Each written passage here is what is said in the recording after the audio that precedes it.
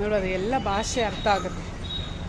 ನಾವು ಮನುಷ್ಯರು ಮಾತಾಡ್ಕೊಳ್ತಾರೇ ಅದಕ್ಕೆ ಎಲ್ರೂ ಗೊತ್ತಾಗುತ್ತೆ.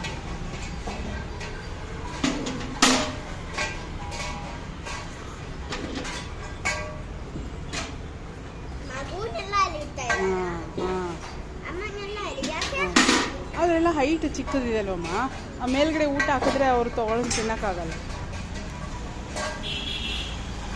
ಅದಕ್ಕೆ ಕೆಳಗಡೆ ಇಟ್ಟರೆ ಆ ಕೆಳಗಡೆ ಪಾತ್ರೆನ ಊಟ ಕೊಡ್ಬೋದು. ನೋಡು ಊಟಗಳು ನೋಡು.